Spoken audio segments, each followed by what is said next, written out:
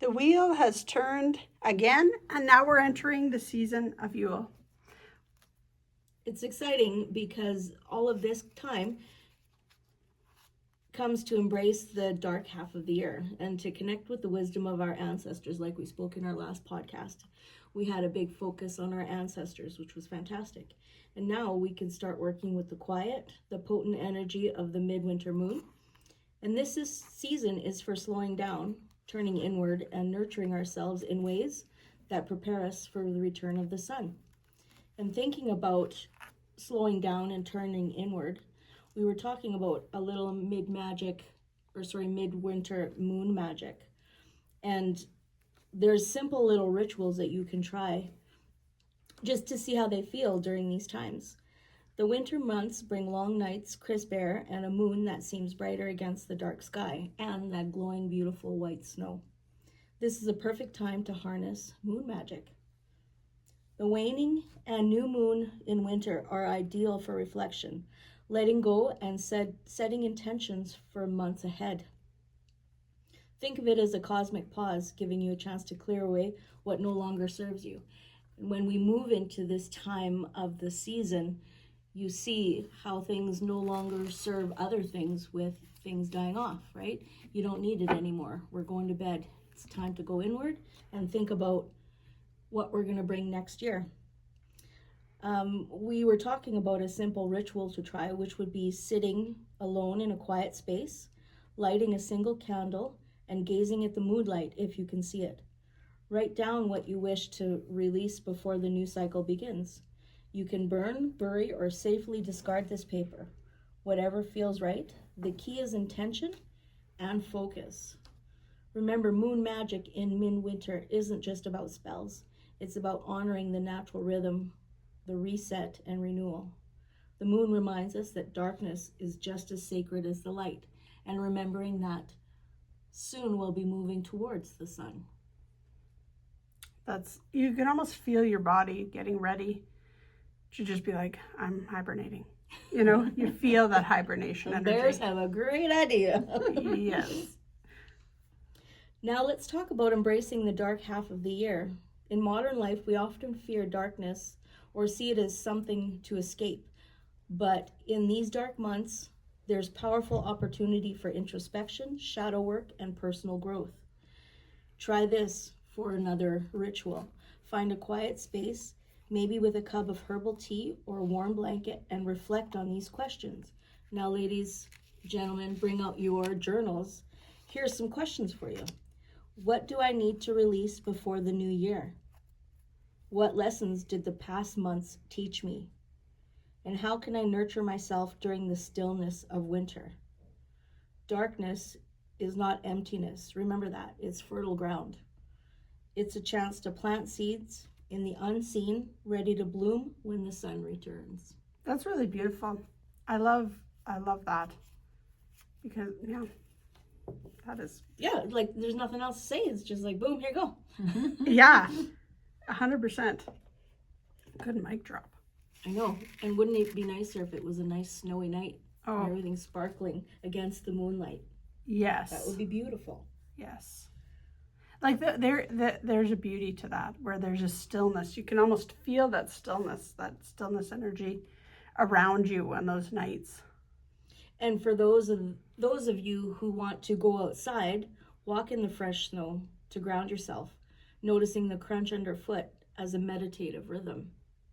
Observe the frost on a window pane. See it as a natural mandala, a reflection of the universe in miniature. Use the stillness of winter as a reminder to slow down and align your energy with the season. And think about what you're cooking for Christmas. Exactly. That actually is really nice. Mm-hmm. That was very beautiful, Natalie. Mm-hmm. And I have to say, it would be nice if we had smell-o-vision here. Exactly, talking about Christmas. Oh, yes, it smells so good. All the herbs. Like all the smell, like you're just... Yes, it's such a beautiful smell. So nice. If we look at any of the herbs that represent this time of the year or this part of the wheel, we'll look at rosemary, cinnamon, your orange, any of the things we've got out. We've got Cranberries. Cranberries, cloves, allspice, yeah. So we've got all kinds of beautiful smelling herbs, and we also have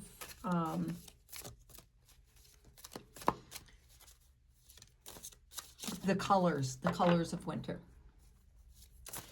Some other herbs that are great for this time of the year would be aspen. Ooh. And of course that's a tree, but it's a beautiful tree that can be called on for protection. So spirit connection as well, and for rebirth, which is again what this time of the year is about. Bayberry, it's also known as candleberry, and it brings prosperity and luck. Cinnamon, of course, which we have out, is a more modern Yule association, but it is a spice that carries that fire energy and can be used to call in prosperity, spiritual connection, and peace. Cranberries, of course, with its bright red color, cranberries balance the energy of fire and water and brings abundance, healing, protection, and courage. Cypress is another one. We don't have that here, but it is another one that's associated with the sun and fire. So the tree is used for calming energy and often tied to death and mourning rituals, which is, the death of one season, the beginning of another. Holly, of course, is another plant that we might see during this time of year. And it is a plant that truly flourishes during Yule. So that's its season. It's not like our summer plants and trees that we have. It's actually for this time of year, and we get its best. So holly protects against negativity, and its berries symbolize the sun, light, fire, and warmth. And I have to say another one that is this time of the year, and I actually have one at home, but it's wintergreen. And wintergreen is full of berries this time of year. So it's nice. Yule season is that plant's time as well. It's time to shine. Time to shine, yeah. And it's nice to see that when everything else has gone to bed. Yeah, True. Especially with like snow and then you see those, it's beautiful. And then of course mistletoe is another great one for Christmas. And you use the white berries for protection, healing, fertility, and rebirth. And it's said to bring prophetic dreams. Mm. So beautiful, one to use if you want. Nutmeg, of course. It's classic to put in eggnog, and it's about prosperity, luck, and vitality. Oak, of course, is your strength. It gives strength, and it's very significant through the wheel of the year as well. It symbolizes fertility and stability. And the orange, which we do have on our table, is one of the fruits that is available in winter. And oranges are a part of many winter solstice traditions. They bring bright, vibrant energy that's been called upon for love and joy. And it also represents the sun, like when they're fresh. You've got the color of the sun. Pine, of course, the smell of pine is great. Mm-hmm. That evergreen energy is very cleansing. It's very regenerative, and it's about new beginnings. And again, we're going into the end of one season, the beginning of another, so it really represents that well. And of course, yew is the sacred tree, and it's a symbol of regeneration from death, which is exactly what you're looking for at Yule. And then for sound, we would talk about Pluto, because Pluto is also about regeneration, and Pluto is the dark, right? Mm-hmm. And then, of course, the story and the history back where Pluto himself, or Hades, brought, I believe it was Persephone, and she ate from the pomegranate, and so she had to remain in the dark through all the winter, and she got to come out in the spring, and that's when spring and summer, and then she came back in the fall for the winter to spend with him. Anyways, it's a whole story, but I think that would be perfect to have, like, I'm thinking simmer pot of all this stuff. Like, does anything else? Like, it would be so beautiful on a winter solstice, like the 21st, 22nd, 23rd, that weekend.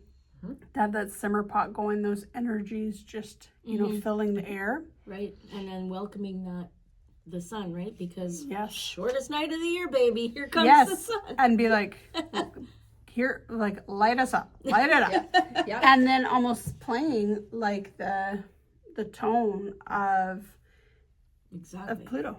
Yes, absolutely. And he's so rich and deep and, you know, like reflective, right? Mm-hmm. The other thing we could do is brew a Yule tea. You know, that would be beautiful for Christmas. Yes.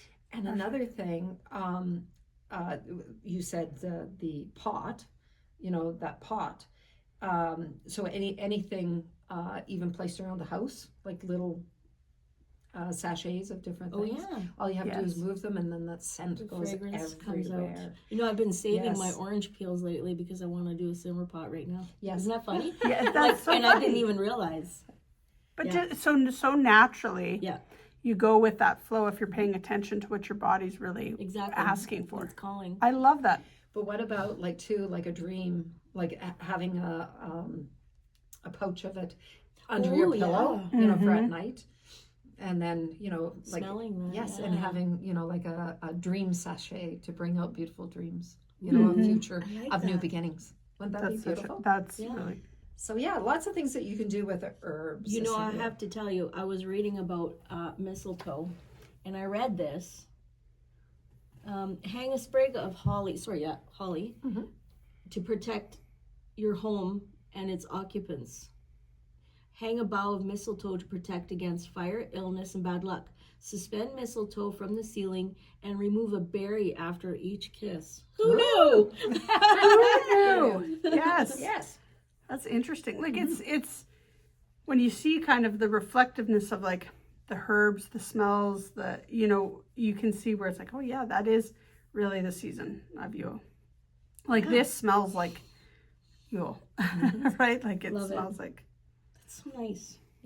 Very beautiful. And then the other thing that you can use, or as always, is stones. You know, crystals or stones. And some of the best ones for any Yule celebrations would be, of course, clear quartz, garnets, black tourmaline, amethyst, and moonstone. And that would tie into the moon ritual that you were talking about as Right. well, right? Ooh, Because nice. moonstone itself represents our moon, especially the lighter moonstones. And all of them have that nice little glow to them, which represents that moon. But for example, garnet is a great one. It's a stone of vitality, and its rich red color connects us with life force and a spark of that returning sun. It's grounding, energizing, and ideal for the heart of winter. So beautiful one. And of course, we've put the white mat out with the red to represent that winter. And you can see how beautiful garnet would be in that beautiful winter season where we have that snow. Clear quartz, of course, is about amplification and clarity, often used for setting intentions and all-around cleansing and purification. Did you know that garnet, I was reading also as a talisman, it'll help you create the life you desire in the new year ahead. It is the birthstone for January and associated with the root chakra. So again, go with, you know, walking out into the snow and grounding yourself. All the root. Yeah, Yeah. carrying that like almost in your pocket or your purse. Mm-hmm. I can really see kind of this all coming together with like a Christmas tea, the simmer pot, the, you know, your crystals around, sitting down doing those journal questions. Like, oh my gosh, that would be so reflective and so like your body would be, yes. That's what I'm looking Rejoicing. for. Rejoicing, yes. And if you went with black tourmaline, of course, it's excellent for protection, grounding, and shielding you from negative energies. If you're doing rituals, it's really great for that time, you know, for the protection with your rituals. So, wonderful thing. Again, going back to the root, though, you know, it's that grounding. Another one would be amethyst, which of course promotes calm and peace, which just, you know, says that beautiful winter wintry night, that soft snowfall, where you just want to go outside and just enjoy, that peacefulness. So amethyst is another one that's what you, or it will represent. It also brings in reflection for inner peace, which is that element of reflection for this time of year. And there's a few others, like citrine is also associated because it's associated with the sun, so abundance, joy. You can bring it in. Selenite, again, is another one of the, it is the moon. It represents the moon. Selenite, Selene, the goddess Selene. So it's that spiritual connection that you might get to the moon, to this time of year. It's cleansing, purifying. It's natural. It'll purify your other stones or cleanse your other stones that you work with as well. So you don't have to cleanse them, just put them with the selenite. And then snowflake obsidian would be another one that you could use. It's a stone of balance and purification. And it can help release the old to make way for the new. Love it. So it's a beautiful stone to add in. Mm-hmm. Yeah. And I guess ways that you could use them for altar decoration. You could use them in rituals, and like you were saying, have them set around as you're journaling and wanting that reflection, and use them for setting intentions. I love that. I was just thinking when you said altar, that would be great to set up an altar with each season, each of the Sabbats, right? 100%. Love it. Love it. Because then every time you go by, you can reflect on that season. So maybe in our apothecary we should do that. Yeah. In the apothecary, have a space for an altar for those seasons. I love that. So we can do that and bring that energy into the apothecary exactly, itself. because when people are coming through the apothecary, they'll feel it, see it. I love that idea. Pictures to come. Yes. Should we check it? Let's let Sherry do. Yep. I'll start flipping my cards. Let's see what the cards say about our upcoming season, and then I don't feel like we're gonna bear medicine. This is no tomorrow without the healing of the past or the stillness that you shall find yourself right where you are. Again, kind of like talking about that. We were talking about bears have it right because they hibernate. That's right. And kind of just like, Love that. yeah, just being like, there's a season. I seen this reel that was talking about how there was a test done on trees, and they put adrenaline in the trees so they couldn't sleep, and they all died because the rest in that season was so vital. Like, nature rests. Everything that, if you look around you and you're looking at like our bears, for example, as the card says, it's just like rest. Like, it's okay to take a minute. We kind of treat every day like it's the same day, and everything is fast forward. Next one is Yule log. Oh, Yule. Yeah. I'm gonna read it and then I'll come back. Insert with me a bleeding thought, a sacred creation, birth from thy. I am God, I am goddess, I am creation and the creator. And the lights really stand out to me on this one, like we were saying, kind of from dark to light. Yep. And then the third one was merriment. What joy, what glee beams from the sounds of voices, uplifting the webs of sorrow, glimmering as if there's no tomorrow. What is yours? Let's see where. Well, as I was looking through mine, it was literally everything I was talking about, like all three of them. I love it. Talk about exactly. So the first one was light. We talk about going back to the light, right? Hope is but a word casting the unseen. Let there be light where light is but a dream. Because that's what I wish for all winter, so light to come back. And then the next, self-care, again with the journaling and thinking the questions and taking the time to reflect. If it's not me, then who?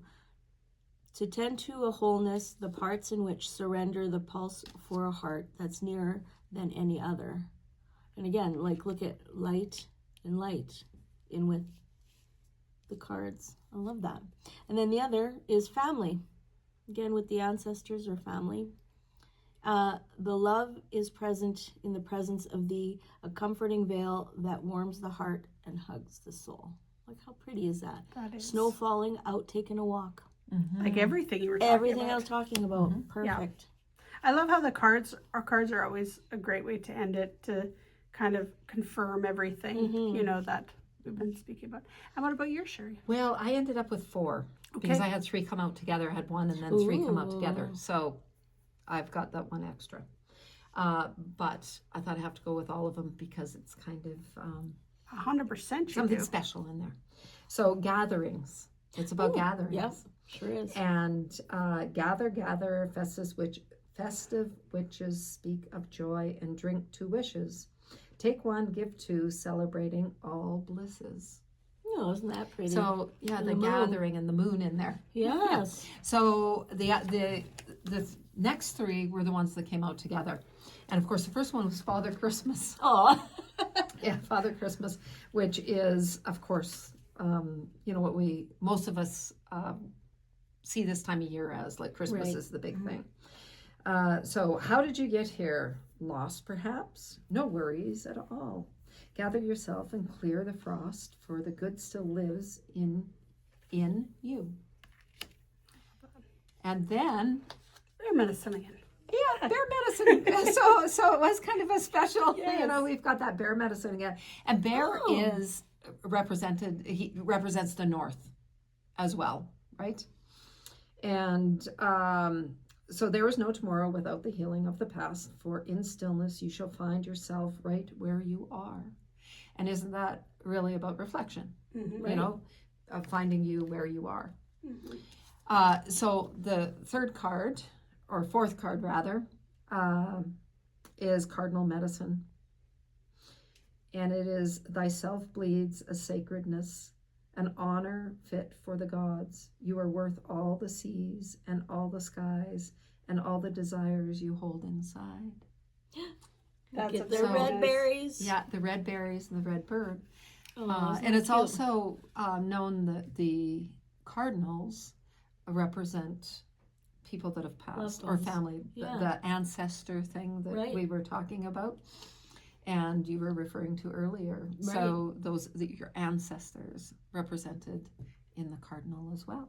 So we've got kind of all the elements within Literally all of the wrapped cards. up in the cards that we Yeah, talked about. Literally, yeah. Isn't that awesome?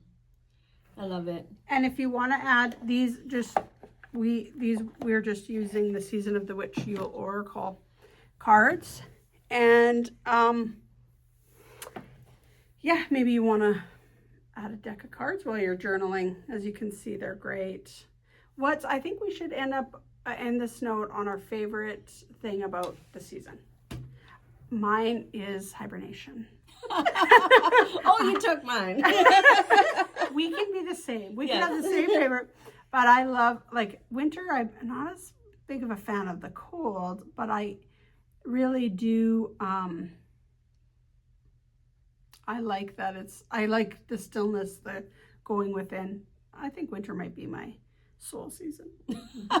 Even though I like the warmth better. Yes. But yeah. maybe winter in a hot place. I don't know. The dichotomy of it all. Yeah, no, I like the hibernation part, and like the going within and thinking about what my garden's gonna look like next year, making some plans. Mm-hmm.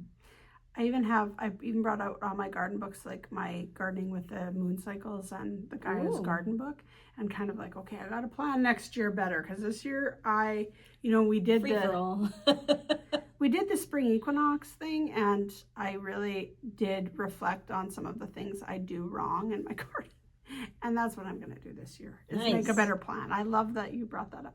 Mm-hmm. So for me, I have a long list. Ooh. I am a sunshine girl. I do not like the you dark days and stuff. I am definitely the sunshine girl.